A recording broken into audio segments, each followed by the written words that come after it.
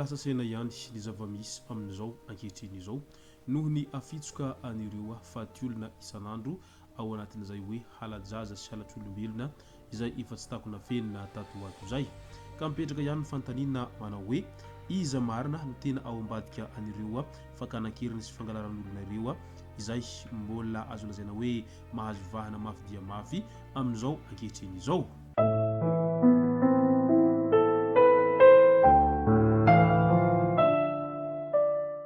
Ny tonga tsy miaraba honona mantesitra ka dia faly miaraba isika rehetra mpanaraka tsy tapaka an'ity chaîne ity ny tenako amin'ity androandroany ity arakin'izay efa natsipiko zay dia ny mahakasika ny raharaha halatr'olona izay tena mafy dia mafy tatoato zay no tena iopanantsika ato anatin'ity vidéo ity. Efa ao anatin'ny hamehana i Madagasikara hoy ny mpiaron'ny zon'olombelona manoloana ny firongatry ny tsy fandriampahalemana ao Madagasikara dia nanambara i Larissa mbola tiana izay mpiaron'ny zon'olombelona fa efa mitovy amin'ny toe-javatra vonjy-taitra na état d'urgence ny zava-misy ankehitriny araky ny voalazany hatrany.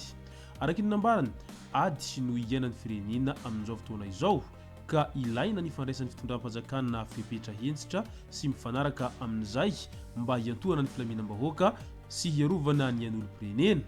Fanambarana izay manokatra ady hevitra momba ny paikady tokony harahana hiatrehana ny fitomboan'ny tsy fandriampahalemana manerana ny nosy izany voalazany izany. Etsy ankilan'izay teratany vahiny iray izay nampidirana amponja noho ny famonoana zaza varira. Voasambotra sy nampidirana amponja vonjomaika eny Tsiafahy ilay teratany vahiny iray izay tompony orinasa any Ilakakany izay voalaza fa vororohy ho nikotrika sy nandray anjara tamina famonoana varira noho ny finonom-pona araky ny nambara toy ny mpanao lalàna eo anivon'ny fitsarana ambaratonga voalohany ao Antananarivo renivohitra ao hatrany. Efa voasambotra sy nampidirana amponja vonjomaika ihany koa ireo olona hafa izay voarorohy tamin'ity raharaha ity hatrany. Taratasy miisa 10 no efa voarain'ny fampanoavana mikasika ity iraka bivava ity izay mampivarahontsana ny vahoaka malagasy amin'izao ankehitriny izao ity. Manoloana izany miantso ny ray aman-dreny sy ny mpitaiza ny toyam-panao lalàna mba hanamafy ny fanaraha-maso ny ankizy indrindra ny tsy hamelana azy ireo handeha irery. Nambarany fa matetika ny mpangalajaza dia manintona na mamitaka ny ankizy amin'ny alalan'ny fanomezana zavatra na fisarihana azy ireo rehefa tsy voambiny. Aoka samby ho mailo sy hiaro ny ankizy satria mbola misy hatrany ireo tambazotra izay mpanao elaka bevava manararaotra ny tsy fandriampahalemana sy ny tsy fitandremana amin'izao ankehitriny izao. Ao anatiny izay dia voalaza fa olona very manerana Madagasikara dia 9 no maty ary 70 no mbola karona amin'izao ankehitriny izao. Araky ny tatitra farany navoaka ny voteram-pibaikoana miady amin'ny halajaza dia 200 ireo olona izay nambara fa very manerana ny Madagasikara. Amin'ireo dia 70 no efa tafaverina, 70 no mbola karona ary 9 kosa no namoy ny ainy tao anatiny izany rehetra izany. Nambaran'ny Général Bama Maria izay ministra délégation na misahana gendarmeria fa vokatry ny sorona valifaty fanendahana ary famonoan-tena no nahafaty ireo olona ireo. No marina ihany koa fa misy amin'ireo olona izay nambara raha ho very no nandao ny tokantranony noho ny disadisa ara-pianakaviana.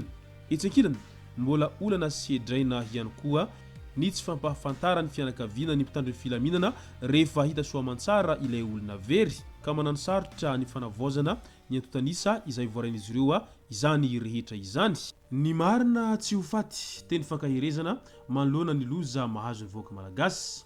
Manoloana ny tranga mampalahelo sy mampanahy izay miseho ao Madagasikara ao dia nitondra ny fankaherezana sy fampiononana ny ministry ny fanabeazam-pirenena teo aloha Julien Razafimanazato.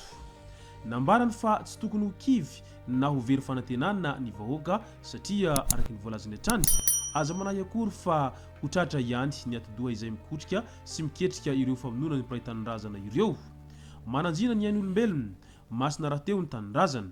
Ny marina tsy ho faty araky ny voalazany. Teny maneho fanantenana sy fitakina ny siny rariny no nentiny ity ministra teo aloha ity sady nampatsiahy fa sarobidy ny ain'olombelona ary mendrika hiarovana sy hampanjakana ny fahamarinana ny firenena malagasy araky ny voalazany hatrany. Mirary fionona feno ho an'ireo fianakavian'ny traboina ary manantena ny mba hitanany marina sy ny rariny ny vahoaka malagasy amin'izao ankehitriny izao araky ny voalazany hatrany. Manampitrotraka an'izay trangana halajaza sy ny fakanankiriny izay ary nampisehon'ny hatezerany mihitsy ny vahoaka manoloana ireo mpanao ratsy ao anatin'izay heloka bevava izay. Resaka ohatra zao iny tranga izay niseho tany Ambositra tany mahakasika ny famonona tamin'ny fomba fianakaviana any Larissa izay notakiny vahoaka ny Ambositra atao fitsaram-bahoaka ireo navandozy. Tezitra ny vahoaka ny Ambositra manoloana ny famonona fianakaviana any Larissa. Nisy ny diabe nataon'ny mponina izay nitaky justice pour Larissa. Notakina nandrisa izany ny hamerenana any Ambositra any ireo voarorohy mba hanaovana fitsaram-bahoaka no ity heloka bevava izay vitan'izy ireo ity. No natezerana diso tafahoatra dia niafara tamin'ny fandoroana ny tranon'ireo voarorohy izay voalaza fa namono any Larissa nihetsika tany Ambositra tany. Samy naka izay tiany alaina tao an-tranony avokoa ireo vahoaka izay tonga nanao an'izay fidinam-be izay tao amin'ny tranon'ireo voarorohy. Rehefa azon'izy ireo avokoa izay tian'izy ireo halaina tamin'izay trano zay dia izao niafara tamin'ny fandorana an'ilay trano no niafaran'izay diabe nataon'ireo vahoaka izay naneho natezeran'izy ireo tao anatin'izay hoe fitsaram-bahoaka izay tian'izy ireo atao nefa moa ilaina vandoza efa voalaza fa nakarana any Antananarivo renivohitra any ary nadoboka eny Tsiafahy ireo zay voarorohy tao anatin'izao famonona any Larissa izao. Araka ny resaka mandeha eny amin'ny fiarahamonina trany tany Ambositra tany dia voalaza fa olona mifanolo-bodirindrina ihany ary olona azo lazaina fa akamo sy azo tokisana ireo olona izay nahavita namono any Larissa, izany hoe olona tsy lavitra ihany no nahavita namono nahafaty an'ilay ankizivavy kely voalaza anarana Larissa izay ary tena mampanasy mampalahelo toetsaina tahaka an'izany satria ianao izay eo anivon'ny fiarahamonina tokony hatokisana ary tokony mba asaina manara-maso ny izaza ndray dia ianao ndray no lasa fahavalo mamono mahafaty an'ilay izaza izay tokony hoaranao maso ao anatin'ny izany rehetra izany.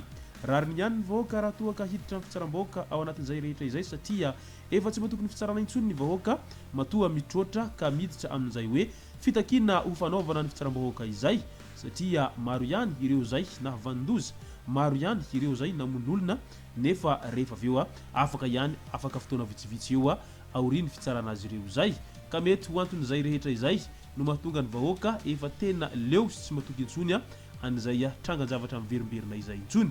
Ka noho izany dia tokony haverina ihany ilay peine de mort na ihany koa fitsarana ho faty rehefa olona nahavandoza ka nahavita namon'olona tahaka an'izao ho ireo mpahalalana raha samy naneho ny heviny manoloana an'izao trangan-javatra misy ao Madagasikara ao amin'izao ankehitriny izao ity.